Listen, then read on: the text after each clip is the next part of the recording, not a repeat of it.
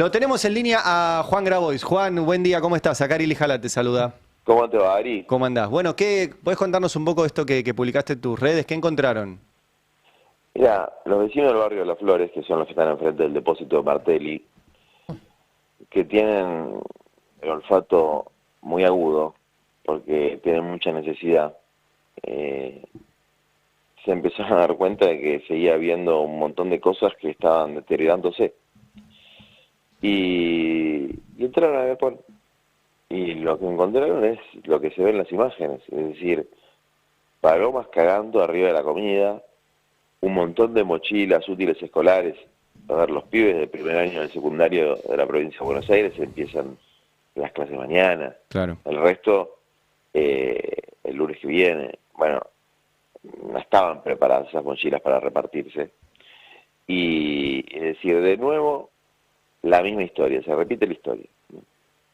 Gente con necesidad de comida pudriéndose, niños con necesidad de mochilas y de útiles, palomas cagando arriba de las mochilas y los útiles. Es decir, un gobierno donde hay mucha negligencia, mucha estupidez, mucha incapacidad, pero sobre todo mucha mala leche, mucha crueldad con las personas que tienen necesidad. Y es realmente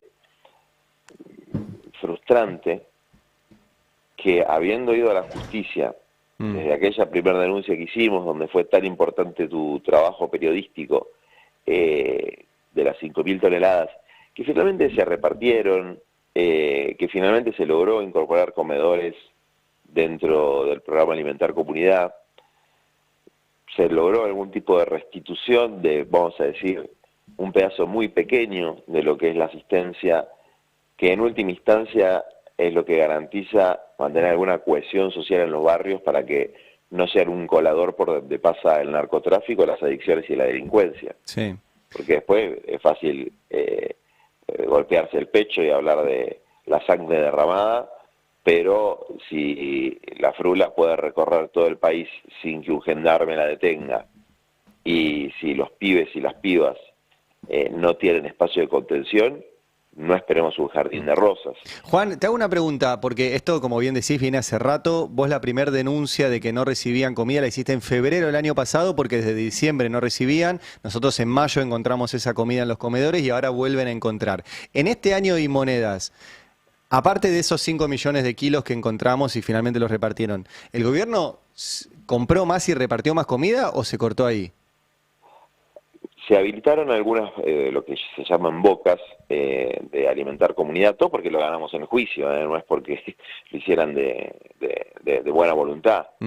Se corroboró la necesidad, se corroboró la real existencia de los comedores que ellos decían que eran fantasmas, y se empezaron a abrir mediante el método de la tarjeta Alimentar Comunidad, que no es ni mejor ni peor que el anterior, es un método técnico que desarrolló este gobierno, que si hubiese sido el método que se aplicara desde el principio de la gestión para sostener los comedores comunitarios, hubiese estado bien. El problema es que todavía no llegan ni al 10% de los comedores y lo dan a cuentagotas por las intimaciones que tienen en la justicia. Claro. Ahí vos tenés el problema de la resolución, si se quiere, práctica, que no está resuelto, del hambre y de la exclusión que hay. Te puedo asegurar, Ari, que es una mentira patética e inverosímil que bajó la pobreza en la Argentina. La pobreza no bajó en la Argentina. Es cierto que el control de la tasa de inflación es el único activo que tiene el gobierno y que eso tiene un impacto socioeconómico relevante, pero las situaciones de miseria que se están viendo y de degradación social son muy graves. Y eso tiene que ver también, y lo que te decía es frustrante, con la impunidad. Porque que se haya logrado que se reparta no implica que se haya logrado algo muy importante en una causa penal, y es que la persona que no cumple con este y con muchos otros fallos que ganamos, fallos vinculados al monotributo social, al potenciar trabajo, a un montón de arbitrariedades del gobierno, que el gobierno, aún con el fallo confirmado por la Cámara, no cumple, tiene que haber sanciones. Porque si no es la puerta giratoria del poder. Y si el poder tiene esa impunidad, después la impunidad derrama para abajo y esto es dale que va. Cada uno hace lo que quiere y nos convertimos en un país sin ley o que la fuerza sea la ley, y el general decía con mucha claridad que la fuerza es la ley de las bestias. Juan, ¿qué haces? Roberto Navarro, ¿cómo estás? ¿Qué sé, Roberto? ¿Cómo andás? Bien, bueno, otra vez encontrando comida podrida. Yo hablé con varias personas que manejan comedores, mucha gente de la iglesia, que me dice que sigue sin recibir, que no le alcanza la comida que tiene, que es la que le donan los vecinos, y que todos los días tiene que dejar un montón de personas con hambre. He hablado con médicos ya que me dice que llegan chicos raquíticos. ¿Vos percibís eso en el territorio en el que vos te movés? Es decir, una situación de hambre agravada. Hay un agravamiento de las situaciones de degradación social multidimensionales en los sectores más empobrecidos, es decir, peor calidad de alimentos, menos alimentos, un clima de violencia que no es violencia exclusivamente criminal, ¿no? Sino de mucha violencia barrial, de la gente muy mal, psicológicamente. Muy difícil conseguir laburo, muy difícil. El que lo tiene lo puede perder, tiene miedo de perderlo. Los sueldos no alcanzan, los ingresos del trabajo informal están por el piso, y efectivamente pibes que están al final de la fila del comedor y no consiguen llenar el tupper. Y esto viene pasando desde la devaluación, cuando el gobierno ingresa, que hace esa devaluación tan grande que se pasa a precios y se pierde muchísimo poder adquisitivo, sobre todo en los sectores que no pueden recuperar nada por paritarias, que son los del salario mínimo, los jubilados y los informales. Sí, el problema de los abuelos, que no tienen más los remedios gratis, que no tienen más la asistencia de un comedor, porque efectivamente, como les decía antes, vamos a suponer que se pudo restituir con mucho esfuerzo el 10-15% de la ayuda estatal, y que con mucha solidaridad la iglesia, nosotros, impulsando campañas de donaciones, logramos cubrir otro 35%, bueno, estamos con el 50% de la capacidad. Y lo de los útiles es tremendo, Roberto, porque la canasta escolar está altísima. Vos vas a cualquier librería, todos los que tenemos pibes en la escuela pública, o en la privada, no importa, porque hay un montón de gente humilde que lleva a sus humilde, clase media, laburadora, que lleva a sus hijos a escuelas parroquiales o escuelas privadas que tienen la cuota subsidiada, y que no pueden comprar los útiles, no pueden comprar la mochila.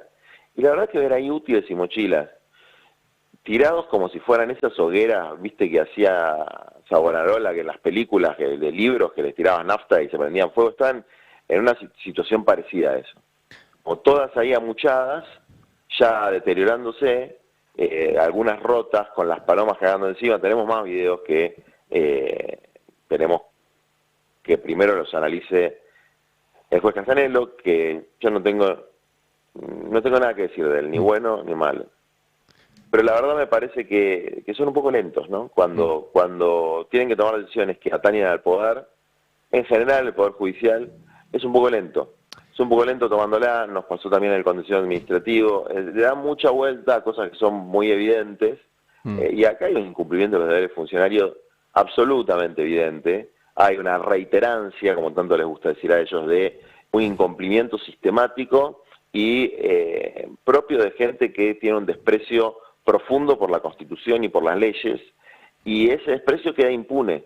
Juan, y al quedar impune ese desprecio se repite en la historia. Claro. Juan, te hago una última, porque todo lo que relatás y esto que contaba Roberto, la cantidad de gente que está quedando afuera de los comedores, de los útiles, de los medicamentos, de todo esto, ¿qué hace que no explote? Porque viste que Milei también, una de las cosas que reivindica es no hay más piquetes, no hay más manifestaciones, no viene más gente acá a protestar, lo cual efectivamente es así. ¿Qué es lo que hace que no explote esto? ¿Qué contención está teniendo toda esa gente?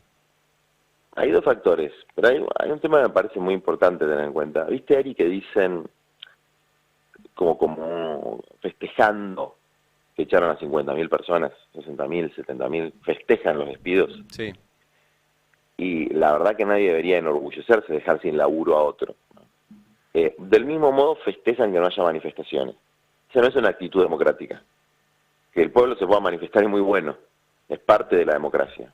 Desde luego, si vos tenés todos los aparatos represivos del Estado, que no solamente te van a pegar, no solamente te van a tirar gases, no solamente te van a meter en cana, como pasa en cada marcha que hay, sino que además tienen un sistema de identificación biométrica por el cual, si vos tenés un certificado de discapacidad y cobrás una pensión por discapacidad, si vos tenés un potencial trabajo, si vos tenés cualquier tipo de asistencia social y protestás para que tu vecino pueda tener lo mismo, te lo sacan. Entonces hay una supresión parcial, por ahora, hay una supresión parcial del Estado de Derecho. Logramos nosotros revocar esa disposición de que le podían sacar lo que tenía a la gente que ellos filmaban en una manifestación, que es algo absolutamente contemplado por la Constitución y las leyes, manifestarse. Se la bajamos la semana pasada, recién la semana pasada, después de un año del protocolo ilegal de Bullrich. Obviamente la van a apelar y seguimos en una situación donde lo que prima es un espíritu represivo, opresivo. Claro. Hay un segundo elemento que, para tener en consideración cuáles son los elementos de contención social, ¿no? Porque la contención no es una buena palabra. Los movimientos populares no estamos para contener, estamos para transformar, estamos para generar justicia social. La contención es, en el mejor de los casos, algo transitorio, pero si no es un sinónimo de represión. Entonces acabamos de tener la represión activa y una contención para dejar a la gente en un estado latente de pobreza, que es haber aumentado la AUH y la tarjeta alimentar. Es decir, conformate con esto y no pidas más. Suficiente con la AUH y la tarjeta alimentar. Que es un pedido del FBI, además, ni siquiera es algo propio. Exactamente. Sí. Entonces, mantener a la gente diciendo, acá tenés un poquito, pero no llegues a protestar, porque te sacamos lo poquito que tenés. Sí. Entonces es una extorsión permanente. Este es un gobierno muy extorsivo. Trabaja mucho con la extorsión a nivel de la dirigencia política. Entonces es la política del palo y la zanahoria. En sobra, o periodistas, o diputados, o senadores, para que le voten las leyes, gente que entró por el peronismo, gente que entró por lo que debería ser la oposición, les da guita, les pone la Banelco, como a Cuader, que después cada tanto agarran a algunos de casualidad, o los aprieta, y hay dirigentes a los que podés apretar más fácil, porque tienen el culo sucio. Bueno, eso pasa a nivel de la política. A nivel del pueblo pobre, es conformate con esta miseria que te damos, y si no, te expones a que te la saquemos y encima te caguemos a palo. Bueno, así no funciona la democracia. Eso es una olla a presión que en un momento, Ari, Roberto, les puedo asegurar, no funciona más. Claro. La gente ya está saliendo con mucha más fuerza a pelear en los territorios, en el distrito. Desde luego que tienen por ahora blindada lo que ellos piensan que es lo único que importa del país, que es el microcentro y la 9 de julio. Pero eso no hace que la gente deje... Y además hay una cosa muy importante, yo lo vengo diciendo hace mucho tiempo, Roberto me lo habéis escuchado decir varias veces, que la gente no se puede expresar hacia afuera, que no haya explosiones en el buen sentido de protesta, lo que genera es implosiones. O sea, lo que no se puede sacar para afuera, lo que se reprime y quiere salir, estalla adentro, estalla en los barrios, estalla en los distritos. Puede estar estallado en los distritos, no solo en la provincia de Buenos Aires, en todos lados, porque formas de reaccionar frente a la miseria y frente a la exclusión hay muchísimas. Y en general son formas que tienen elementos, si se quiere, de bronca, ¿no? Poder manifestarse es sublimar esa bronca en un acto democrático. Si no te dejan manifestarse, esa bronca termina reproduciéndose de maneras que son espantosas. Depresión, suicidio, ludopatía, violencia intrafamiliar, aumento de la criminalidad. Todo eso, si no sos un imbécil que quiere repetir y repetir el discurso estúpido que le metieron el chip a un montón de gente de que las cosas se resuelven agujereando delincuentes, mentira, eso es golpearse el pecho y decir que vas a resolver algún problema y después no resolver ninguno, no resolver ningún problema, pero si no se entiende que el aumento combinado de la miseria, de la exclusión, de los discursos de odio, de la política extorsiva, del avance de la narcoestructura, de la permisividad con la ludopatía, va a generar más violencia social, va a generar más delincuencia, si no entendemos que hay una relación directa entre la necesidad que tiene un joven de ser respetado, integrado y tener derechos sociales, y que frente a eso va a haber una relación directa con el aumento de la criminalidad, bueno, somos muy pelotudos, ¿no? Entonces, yo no quiero ni que nuestro pueblo, ni que la dirigencia del peronismo y del campo popular sea pelotuda y reproduzca discursos pelotudos. Acá el problema fundamental que genera la violencia social que estamos viendo es la exclusión social y el abordaje que hace el gobierno, que es puramente represivo frente a esa cuestión. Juan, gracias como siempre, te mando un abrazo. Te quiero felicitar y agradecer lo que estás haciendo, Juan, ¿eh? Sos un imprescindible hoy, de corazón te lo Bueno, digo. ustedes también, che. Vamos a seguir peleándola, vamos a seguir, porque estas lacras no pueden seguir usurpando la investidura presidencial. Y eso hay que pelearlo con la Constitución en la mano, pero hay que pelearlo con absoluta conciencia de que la dignidad de nuestro país, de nuestro pueblo y sobre todo los que más sufren está en juego. Un abrazo grande. Abrazo. Chau, chau.